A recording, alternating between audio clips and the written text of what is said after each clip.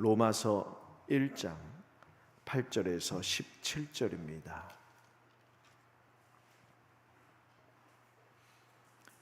신약성경 239쪽, 240쪽 어간에 있습니다.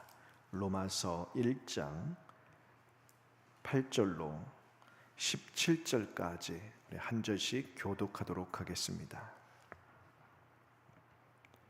로마서 1장 8절에서 17절입니다.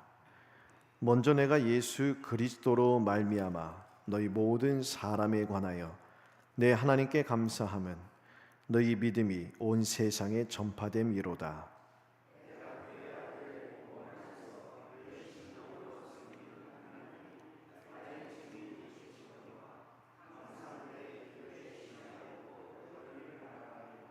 어떻게 하든지 이제 하나님의 뜻 안에서 너희에게로 나아갈 좋은 길 얻기를 구하노라.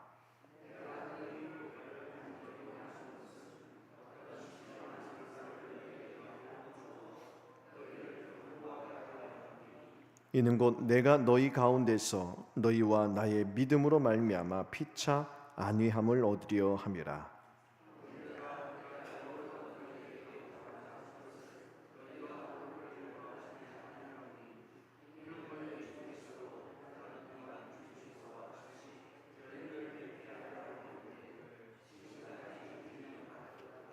헬라인이나 야만인이나 지혜 있는 자나 어리석은 자에게 다 내가 빚진 자라.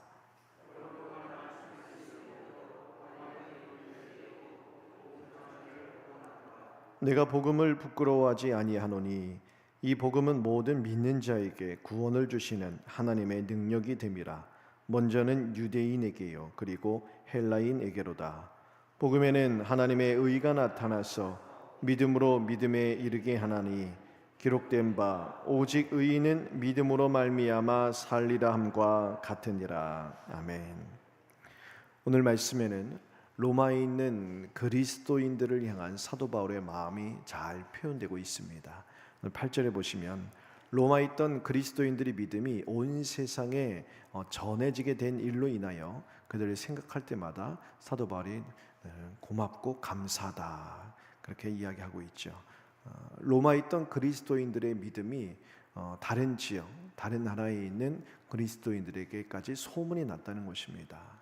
많은 핍박과 어려운 가운데에서도 예수 그리스도를 붙드는 그 신앙 붙들고 신앙을 가지고 그들이 모여서 함께 예배하며 이 신앙을 지켜나가는 이 아름다운 일이 참 어떻게 일어날 수 있는가. 로마 교회는 사실 누가 개척하는 것도 아니에요. 로마 교회가 어떻게 생겨나게 되었을까? 학자들마다 여러 의견이 있지만 이런 의견이 지배적입니다. 예수님께서 이제 부활하시고 하늘로 승천하시고 나서 제자들에게 이제 약속하신 성령을 주시겠다. 그래서 그 말씀을 듣고 제자들이 마가의 다락방 가서 모여서 기도하고 있었죠. 그때 오순절날 성령이 강림하십니다. 그리고 나서 그때 유월절을 지키기 위하여서 이제 많은 수많은 유대인들이 예루살렘뿐만이 아니라 다른 곳에 흩어져 살고 있는 디아스포라에 살고 있는 유대인들이 예루살렘에 모였죠. 그때 각 나라의 말로 이 제자들이 기도하는 모습을 듣고 그들이 놀라잖아요. 그때 베드로가 일어나 그들에게 설교를 합니다. 너희가 십자가에 내어진 예수가 바로 너희가 믿고 기다리는 그 메시아, 우리를 죄에서 구원하는 우리의 구주시다. 그 말씀 듣고 회심하는 사람들이 있어요. 그리고 그들이 명절을 지키기 위해 예루살렘에 머물고 있으면서 믿는 자의 수가 늘어나는 그 초대교회 사도행전의 그런 역사가 일어나죠. 그리고 나서 그들이 각 디아스포라로 돌아가는데 그들 가운데 로마로 돌아간 사람들도 있다는 거예요. 즉 로마에서 와서 베드로의 설교 듣고 회심했다가 로마로 돌아간 사람들이 있다는 것이죠. 그들이 예수 그리스도를 믿는 그 믿음을 지키기 위하여 함께 모여서 어떤 사람들의 가정에 모여서 함께 말씀을 이제 연구하고 또한 함께 모여서 기도하면서 그 교회가 자생됐다는 것입니다.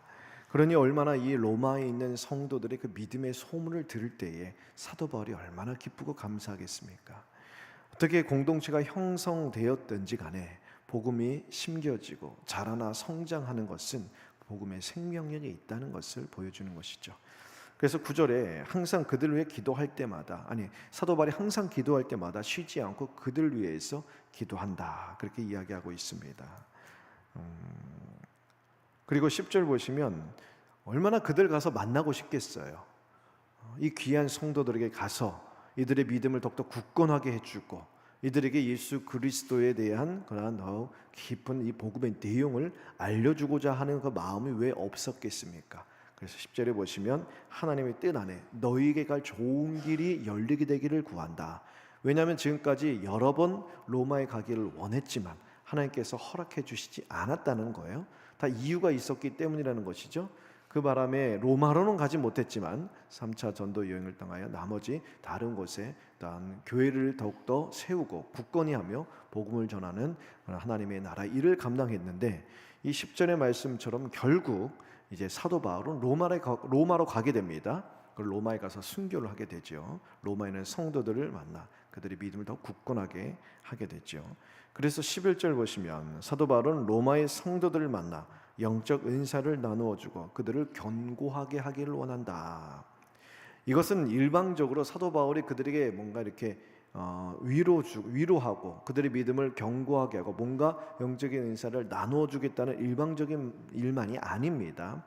피차간에 안위함을 얻고 서로 위로하고 서로 복음 안에서 교제하면서 서로 간에 더욱더 힘을 북돋아주고 또 힘을 얻는 이런 영적 교제를 나누기를 원한다라고 이야기하는 거예요.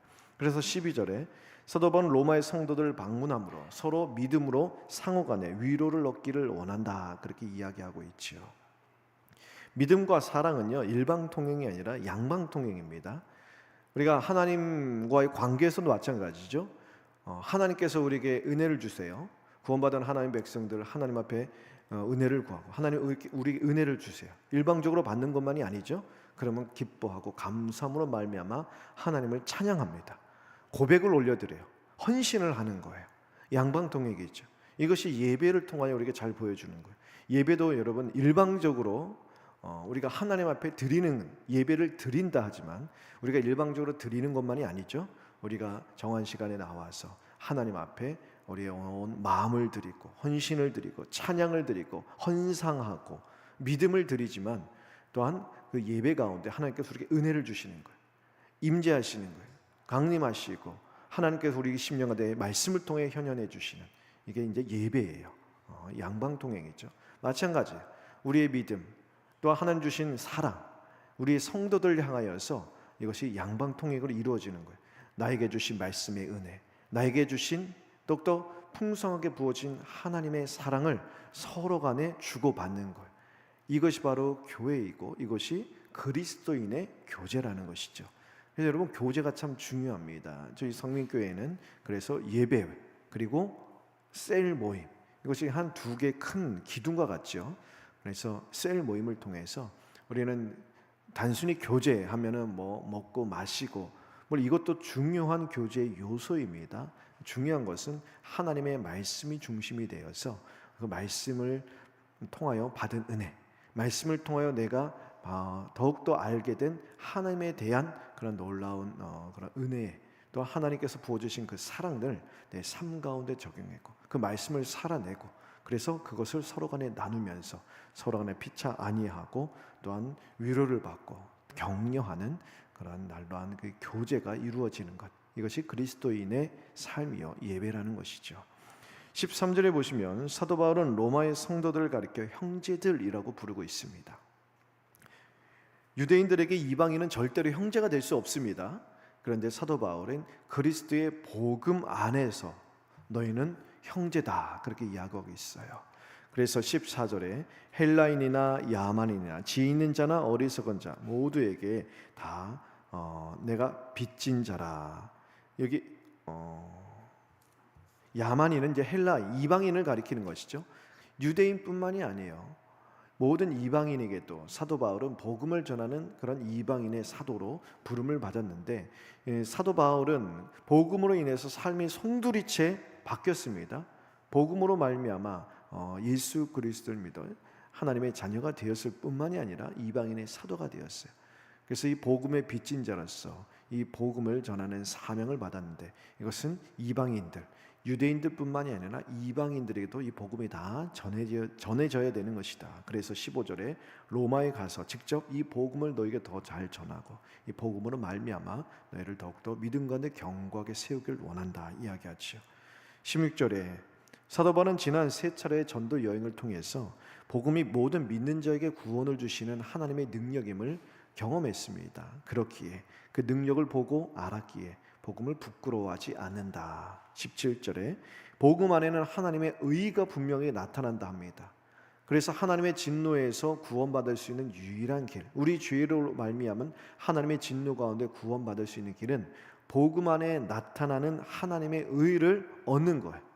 근데 어떻게 얻느냐? 그 수단이 믿음이라는 거예요. 믿음으로 말미암아, 예수님을 믿음으로 말미암아 복음 안에 나타난 우리의 죄에 대한 하나님의 진노에서 피할 수 있는 그런 하나님의 의를 우리가 믿음으로 얻게 된다. 사도 바울은 복음을 말하지 않으면 견딜 수 없었습니다. 왜냐하면 그 복음의 빚진 자라고 이야기하죠. 그 안에서 가만히 있으면, 나만 이 복음을 누리고 있으면 아주 견딜 수 없을 정도로 복음의 빚진 자가 되었다는 거예요. 복음의 능력이 그 안에서 활활 타오른다는 거예요. 그렇게 그 복음을, 예수를 믿지 않은 이방인들에게 전하지 않으면 견딜 수 없는 그런 사명, 그런 마음을 품게 됐다는 것이죠. 어떻게 보면 이것이 우리가 가져야 될 마음이라고 볼 수 있습니다. 오늘 이 말씀을 통해서 우리 안에 이러한 마음이 있는지 한번 돌아보게 되길 바랍니다. 그렇다고 우리가 생업을 다 내려놓고 사도 바울처럼 가는 데마다 복음을 전하는 삶을 살아야 되는가? 물론 이제 그러한 삶을 살도록 하나님께서 목사들을 부르시고 선교사를 부르셨어요. 우리는 우리의 삶을 통하여 복음을 드러내는 삶을 살아가라. 우리의 그래서 일상의 선교사로 우리를 파송하는 것입니다. 우리는 예배를 드리고 끝나는 것이 아니에요. 예배하고 나서 우리는 일상으로 흩어지는데 어떻게 흩어지느냐? 복음을 가지고 흩어지는 것이고 그리스도의 향기를 드러내려고 흩어지는 것이고 하나님께서 우리를 흩어 보내시는 거예요. 교회에 나와 말씀 듣고 하나님 예배하고 끝나는 것이 아니라 우리는 교회로서 흩어진 자리에서 교회로 살아가는 것이요, 흩어진 자리에서 복음의 증거로 살아가는 것이죠. 그래서 우리의 삶이 복음을 전하는 사명의 터전이요, 선교의 터전이라는 것입니다. 가족, 친구, 직장 동료에게 말 한마디를 거내는 것, 따뜻한 말, 위로의 말, 격려의 말을 통해서 내가 믿는 예수 그리스도가 흘러가는 거예요. 아유, 목사님 말 한마디가 뭐 그렇게 거창합니까? 달라요. 지난 금요기에도 말씀드린 적이 있는데 말이 정말 중요해요. 우리가 살아가는 이 시대 보세요. 얼마나 말이 다 거칠고 또는 말이 세고 상처를 주고 사람의 마음을 후벼파는 말들이 얼마나 많습니까? 음란, 패설, 그러한 욕설이 얼마나 난무합니까? 이 세상에는요, 말들이 참 험악해요. 그것이 너무 자연스럽고 그래서 우리의 마음도요, 어떻게 보면 강박해집니다. 말이 사람을 죽고 살리는 능력이 있다 그랬잖아요. 그런 거친 말, 폐역한 말들을 듣다 보면 우리 마음도 자꾸 상해지는 거예요. 그 상한 마음으로 살아가는 이 세상 사람들에게 지금까지 들어볼 수 없었던, 듣기 쉽지 않은 따뜻한 말, 위로하는 말, 격려의 말, 칭찬의 말, 따뜻한 인사 한마디. 우리 여기 1단지 거기 가면은 엘리베이터 아닌가요? 거기 현관문에 그거 써 있더라고요. 먼저 인사합시다. 이거예요. 먼저 인사. 엘리베이터 탔는데 쉽지 않아요. 저도 해보는데 쉽지 않아요. 왜냐? 인사를 해도요, 받는 사람이 뭐야? 저만 머쓱해지고 그러니까 이방인 된 느낌이에요. 그래도 먼저 해보는 거예요. 그러면은 그 사람이 그 당시에는 그냥 뭐야 하고 지나갈 수 있지만 뭐지? 저 사람 뭔데 인사하지? 그래서 계속 이 머리에 스쳐 지나갈 거예요. 이 세상 사람들은 이런 사람이 없는데 이런 사람도 있구나. 뭐 그 사람이 저희가 성민교를 다니는 예수를 믿는 사람이 알든 모르든 간에 우리는 이 주변 가운데 계속 그렇게 그리스도의 향기를 이렇게 품어내면서 그리스도의 이름을 드러내면서 사는 삶을 살아가는데 무엇부터 시작하느냐? 말로부터 시작한다는 거예요. 그리고 행동에서 드러난다는 것이죠. 그리고 우리의 가족, 친구, 직장 동료에게 그런 삶을 살아가다가 그들이 어려움 당하고 있을 때 공고한 가운데 있을 때 내가 기도할게요. 그렇게 위로의 말, 신앙의 말, 믿음의 말을 하면서 손을 내미는 것, 이것이 복음의 시작일 수 있습니다. 우리는 이런 것들이 거절당하리라는 생각 때문에 되게 주저하게 되죠. 망설이게 됩니다. 하지만 복음은 하나님의 능력이다. 사도 바울의 이야기예요. 내가 복음을 부끄러워하지 아니한다. 내가 예수 믿는 거 부끄러워하지 아니한다. 나 교회 다녀요. 나 예수 믿어요. 이 말하는 것 자체를 부끄러워하지 아니한다는 말도 낼 수 있지만 그런 차원, 그냥 단순한 차원이 아니에요.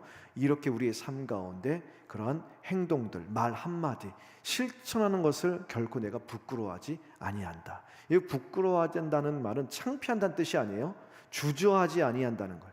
두려워하지 아니한다는 뜻이에요. 사도 바울은 어떤 상황 가운데서도 복음을 주저하지 않고 복음대로 살아가는 삶을 두려워하지 않았다는 것입니다. 복음은 단순히 말이 아니라 모든 믿는 자에게 구원을 주시는 하나님의 능력이기 때문이라는 것이지요. 여러분, 복음은 세상에 미련한 것으로 여기고 무시할지라도 분명한 생명력이 있고 능력이 있습니다. 그래서 절망 가운데 영혼을 변화시키고 죽음 가운데 생명을 살리는 능력이 있습니다. 오늘날 이 세상 가운데 보세요. 얼마나 수많은 사람들이 절망 속에 살아갑니까? 여러 가지 일로 인하여서 삶을 포기하는 사람들도 있고요. 특별히 젊은이들 가운데 보면은 삶은 그냥 일이 안 되잖아요. 뭔가 하다가 실패하잖아요. 그냥 포기해버려요. 쉽게 포기해버립니다. 여러 중독에 빠져서 망가질 채 그냥 삶을 망가진 가운데 그냥 방치되어 살아가는 그런 너무 수많은 사람들이 있습니다. 그들에게 뭐가 위로가 될 수 있습니까? 그들에게 뭐가 필요하겠습니까? 돈 주면 됩니까? 뭐 집 주면 됩니까? 그냥 문제 해결해 주면 됩니까? 그건 뭐예요? 또 돌아가, 또 똑같아요. 밑빠진 독이기 때문에 아무리 이 세상에 있는 것을 부어주도요, 뭐 복지를 잘해주면 돼요? 아니, 소용없어요. 그들에게 필요한 것은 영혼을 살리는 복음이에요. 근데 필요한 것은 예수 그리스도의 복음입니다. 복음이 전해질 때 절망 가운데 위로를 받고 다시 힘을 얻는 것이요, 죽음과 방불한 삶 속에 빠져 있더라도 복음은 예수 그리스도를 죽음에서 살리신 하나님의 복음의 능력이요, 부활의 능력이기에 죽음과 방불한 상황 가운데서도 그들이 영혼과 삶을 다시 소생시켜주는 능력이 된다는 것입니다. 복음이 전해질 때 그들이 듣고 회개하고 예수를 나의 구주로 믿을 때 사망의 그늘에서 건짐받고 영원한 생명을 누리며 구원의 은혜를 누리게 되는 것이죠. 오늘 기도하는 이 시간, 이 말씀을 듣고 우리 주변 가운데 가까이 있는 가정이요, 또 하나는 좀 더 멀리 가면 우리의 친지들, 이웃들, 친구들, 또는 더 멀리 가면 이웃들, 또는 직장에서 함께 생활하는 동료들이 될 수도 있습니다. 그들 가운데 이 복음이 필요한 이들을 떠올려 보며 그들의 이름을 하나님 앞에 올려드리며 기도하게 되기를 바랍니다. 그래서 복음을 부끄러워하지 아니하고 그들 앞에서 살아갈 수 있는 그러한 용기를 달라고, 그리고 때가 되어서 믿음의 말, 위로의 말, 나의 신앙의 말을 건넬 수 있는 기회도 달라고, 그들 앞에서 작은 행동이라도 내가 믿는 예수 그리스도를 드러낼 수 있는 그런 믿음을 실천해 볼 수 있는 지혜도 주시고 그런 때도 주시고 용기도 주시길 같이 기도하게 되기를 바랍니다. 이것이 하나님의 사랑으로 그리스도의 것으로 부름받은 그러한 성도의 마땅한 삶이다라고 오늘 말씀을 우리에게 교훈해 주고 있습니다. 기도하겠습니다.